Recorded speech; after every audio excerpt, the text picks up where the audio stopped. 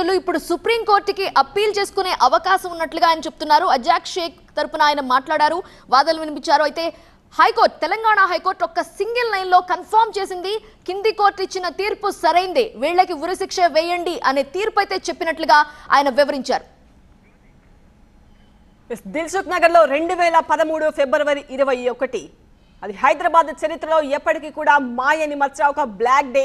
ఎంతో మంది జీవితాలను ఆ బాంబ్ బ్లాస్ట్, 2 వరుస బాంబ్ బ్లాస్ట్లు నాశనం చేశాయి. సో ఇప్పుడైతే ఆ నిందితులందరికీ కూడా ఉరిశిక్ష ఖరారు చేస్తూ కోర్టు తీర్పునిచ్చిన నేపథ్యంలో మరి దిల్సుఖ్ నగర్ వద్ద ఆ ఘటన జరిగిన ప్రదేశం వద్ద ప్రస్తుతం పరిస్థితి ఏంటి వివరించడానికి మా ప్రతినిధి జ్యోతి మనకు లైవ్ లో జాయిన్ అవుతున్నారు. జ్యోతి, ఈ తీర్పు కోసం ఎన్నో కుటుంబాలు కొన్ని సంవత్సరాల నుంచి ఎదురు చూస్తూ ఉన్నాయి. ఆ రోజు రానే వచ్చింది. ఉరిశిక్ష ఖరారు చేస్తూ కోర్టు తీర్పు ఇచ్చిన నేపథ్యంలో అక్కడ స్పందన ఏంటి?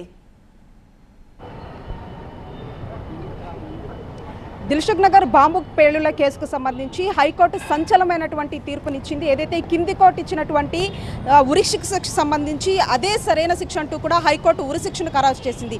ప్రస్తుతం మనం బాంబ్ బ్లాస్ట్ జరిగినటువంటి ప్రదేశం దగ్గర ఉన్నాము.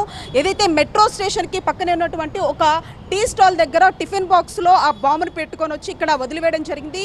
దీంతో ఒక్కసారిగా కూడా ఇక్కడ బాంబ్ బ్లాస్ట్ సంభవించింది. ఇక్కడ నుంచి కొద్ది దూరం పరిధిలోనే బస్ స్టాండ్ ఉంటుంది. ఆ బస్ స్టాండ్ పరిధిలో కూడా ఒక్కసారిగా కూడా బాంబు పేలుళ్లు సంభవించాయి. ఈ నేపథ్యంలో ఎక్కడికెక్కడ ఈ ప్రాంతం అంతా కూడా ఆ రోజున ఒక భయానకమైనటువంటి వాతావరణం కనిపించింది. ఎక్కడికెక్కడ బాడీస్ అన్నీ కూడా చెల్లాచెదురుగా పడిపోయాయి. ఆర్తనాదాలన్నీ కూడా ఈ ప్రాంతం అంతా ఒక భయానకరమైనటువంటి ఆ పరిస్థితులు కనిపించాయి. దీంతో ఈ రోజు ఇచ్చినటువంటి హైకోర్టు తీర్పుతో కొంత సంతోషాన్ని వ్యక్తం చేస్తున్నారు. ఇంకా ఆ గాయాల నుంచి, ఆ భయానక వాతావరణం నుంచి తాము బయట పడలేకపోతున్నామంటూ కూడా చెప్తున్నటువంటి పరిస్థితి. ఇక్కడ కొంతమంది బాధితులు ఉన్నారు, వాళ్ళతో ఒకసారి మాట్లాడిద్దాము. చెప్పండి, అసలు మీకు ఆ సమయంలో ఎటువంటి పరిస్థితులు ఇక్కడ కనిపించాయి, ఎలా ఉండింది? ఇది ఏవన్ మిర్చి సెంటర్ ఓనర్ నేనే మేడం. అయితే ఇక్కడ ఆయనకు ఉరిశిక్ష పడి ఇప్పటికీ 13 ఏళ్ళు అవుతుంది. ఇప్పటిదాకా ఉరి తీయకుండా ఆయనకు కోట్లు పెట్టి మేపుతున్నారు. ఎందుకోసం అని గవర్నమెంట్ ఏం చేస్తుంది? ఆయనకు ఆ రోజే ఉరిశిక్ష తీయాలి. ఈరోజు కోర్టు తీర్పిచ్చింది, చాలా సంతోషకరం, మంచిగా అనిపిస్తుంది. ఇప్పటిదాకా బాధితులకు ఏ ఒక్క రూపాయి నష్టపరిహారం అందలేదు. చాలామందికి కాళ్ళు పోయినాయి, కొందరికి చేయిలు పోయినాయి, కొందరు కండ్లు పోయినాయి, మా తమ్మునికి ఏళ్ళు పోయింది. ఇప్పటిదాకా ఒక్క రూపాయి కూడా నష్టపరిహారం అందలేదు. పోయిన గవర్నమెంట్ ఏమో ఇస్తామని చెప్పారు. ఎన్ఐఏ కోర్టు టిఫిన్ సెంటర్కు ₹1,00,000 నష్టపరిహారం అన్నది. ఇప్పటిదాకా ఒక్క రూపాయి ఇవ్వలేరు.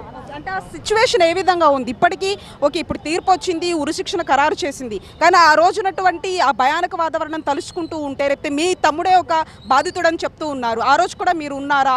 ఆ సమయంలో ఉన్నటువంటి పరిస్థితుల గురించి ఎప్పుడైనా మాట్లాడుకుంటే ఎటువంటి పరిస్థితులు మీకు కనిపిస్తూ ఉంటాయి? ఈ రోజు కూడా తలుచుకుంటే, ఆ బాధ తలుచుకుంటే ఈ రోజు కూడా గుండెల్లో నిద్ర పట్టదు మేడం. ఒక్కో రోజు తెల్లందాకా ఏడుచుకుంటూ ఉంటాము. అట్లాంటి బాధలు ఉన్నాయి. మాకు చాలా ఆర్థిక పరిస్థితులు కూడా బాగాలేవు. ఏమన్నా ఇస్తారేమని ఈ రోజు కూడా వచ్చిన గవర్నమెంట్ కూడా ఆశ చేసుకుంటూ కూర్చున్నాం. ఏదేమైనా మాకు వచ్చినా రాకుండా ఎట్లయినా ఉంటాం. మనం తొందరగా ఉరి తీయాలని కోరుకుంటున్నాం గవర్నమెంట్. మొత్తానికి ఇది పరిస్థితి మనం చూస్తూ ఉన్నాము. ఇక్కడ ఏదైతే కనిపిస్తోందో, ఇక్కడ ఒక స్టాల్, ఈ స్టాల్ దగ్గరే ఎగ్జాక్ట్గా కూడా బాంబ్ బ్లాస్ట్ సంభవించింది. ఆ సమయంలో ఇక్కడ ఒక విపరీతమైనటువంటి భయానక వాతావరణం కనిపించిందని చెప్తూ ఉన్నారు.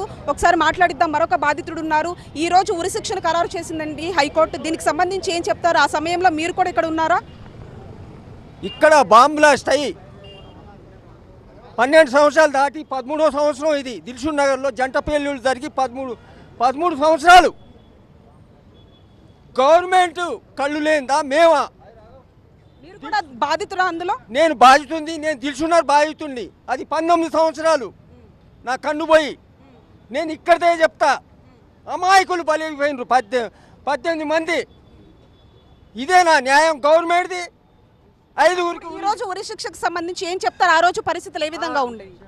2016లో వాళ్ళకి ఉరిశిక్ష అన్నారు, ఎందుకు తీయలేదు అని అడుగుతున్నా, ప్రశ్నిస్తున్నా.